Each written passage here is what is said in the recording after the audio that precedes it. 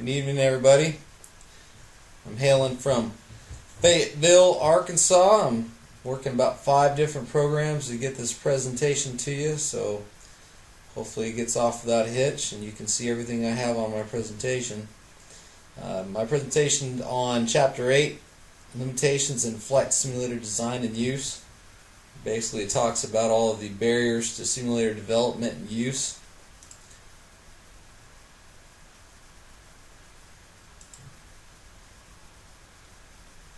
Such as simulator sickness, replication of motion cueing, development of compensatory skills, user motivation, system architecture restrictions, cost, and of course federal regulations. And so these are all the obstacles that exist to simulator development and use. One of the more pervasive of them is the onset of simulator sickness, which is basically motion sickness, and you experience it while you're in the simulator.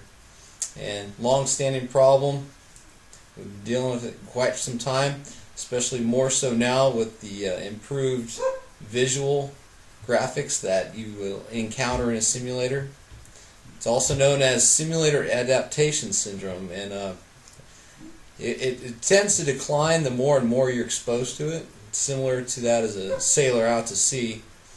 The longer he's on the ship, the more he gets used to being, tossed from side to side, and his body gets acclimated. It can be a very debilitating condition. A lot of the symptoms: fatigue, sweating, dizziness, nausea, vomiting. It'd be a shame to yak in a multi-million-dollar simulator, and that could set you back in training. Some of the lasting effects, they go from 8 to, in some instances, not all, 24 hours, depending on the severity of it. Some of the causes, it can be related to exposure time. So if you sit in the sim for way too long and you're exposed to different sorties, then it can catch up with you pretty quick.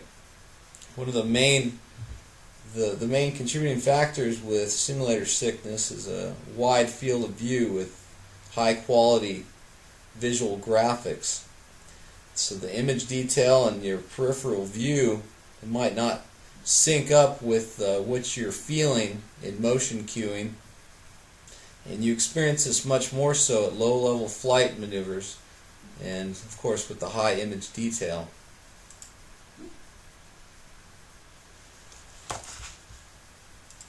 Oh, almost skipped over this video for you. This video is it's a new concept of flight simulator. Basically, it's a simulator that's mounted on a robotic arm.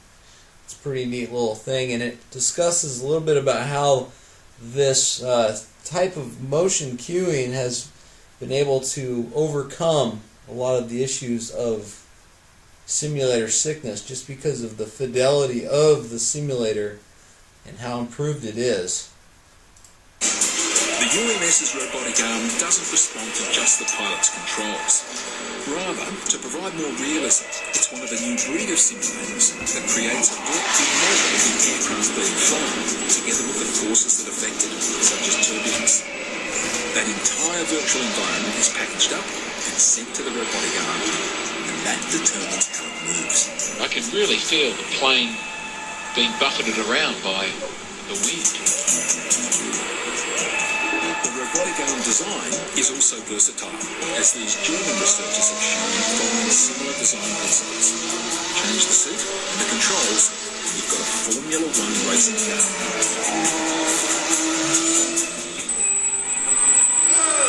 Now, it may not look like it, but the UMS also aims to reduce motion sickness. Sickness can limit what Stuart platforms are used for. Their restrictive movement creates a mismatch between what the pilot sees and feels, and the result can be simulator sickness. We physically put the person through that motion. That's great. The team aims to commercialise the UMS, complete with the ability to analyse the pilot's brainwaves and the efficiency of their movements using motion capture cameras. That was fantastic. Excellent. Very realistic. I must say, yeah. Now, once the movements and everything kicked in, it really sort of sucked you into the world. You can also actually have a dogfight with someone on the other side of the world in another one of these simulators. You're right. We can actually have a few of these machines linked together. They are fighting or working together against an enemy. I reckon I'd be down pretty quickly. Thanks very much. Thank you.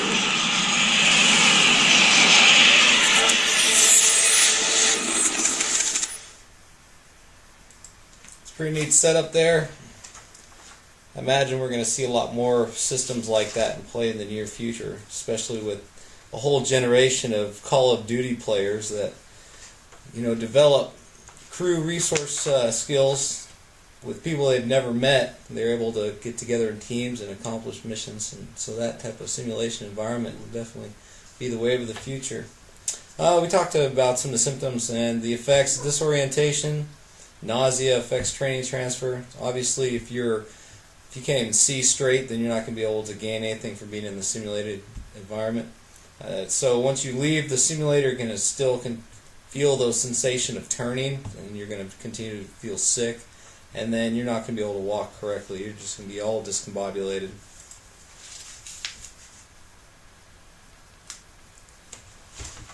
So the reduction methods, depending on the type of simulator that you have, if you can stand to reduce the visual quality by restricting the field of view of the visual display without affecting the quality of training that you're providing, that can be a reduction method for simulator sickness. Improve whole body motion cues. If cost is an issue with the design of the simulator, then obviously you're going to encounter some simulator sickness issues because you can't provide the correct motion cueing to sync up with the visual display, and that's where an alternate cost method would come into play, where you could just simply reduce the field of view, but in turn would overall reduce the fidelity of the machine. Then also there's reduction of exposure time. So just have it set up. You guys go in there for an hour at most, and then they cycle them out just to keep them from getting sick. And then also adapt training scenarios for mixed exposure to low altitude maneuvering. So at low altitude, this is where it occurs the most. Have it set up where they do so many approaches to land or so many low altitude maneuvering sorties until you put them in a situation where they have to do long distance, high altitude, just straight procedural training. And that's another method that the book discusses.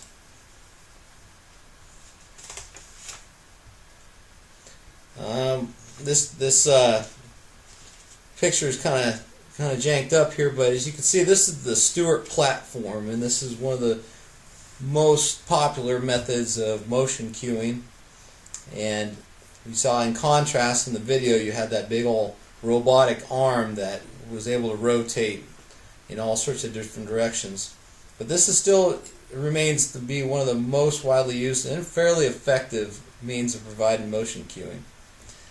Difficult and costly to reduce all forces on an aircraft. It's just how it is. That's just the reality of it. You can't reproduce everything you're going to feel in the real world environment.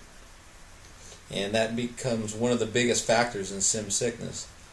And to combat that, it's cost prohibitive because you can't provide all the different motion cueing without breaking the bank.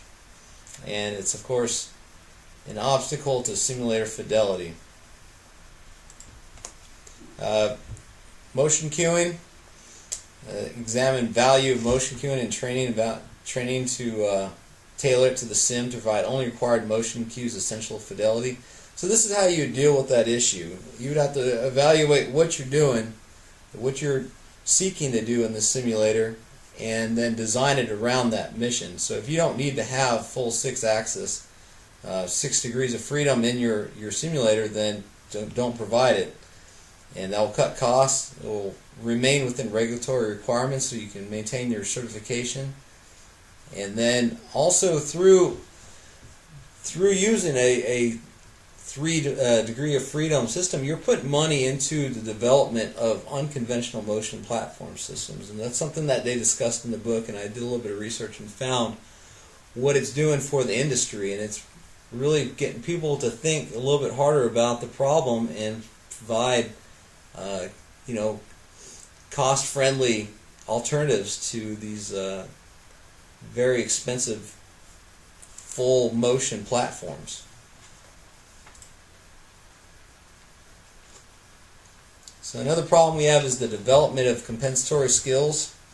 So pilots in these sim environments, they notice there's flaws in the design and they see the limitations of the simulator, and then they start to develop these bad habits because of the poor design of the simulator. And some are more and some are less.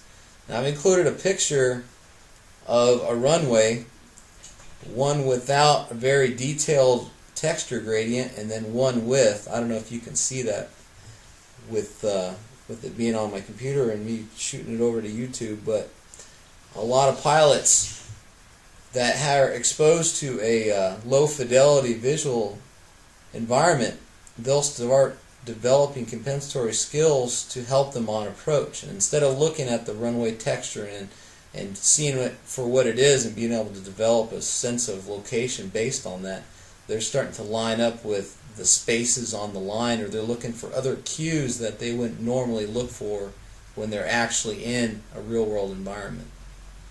So that would be considered a compensatory skill that has to be at some point unlearned to be an effective pilot and be safe.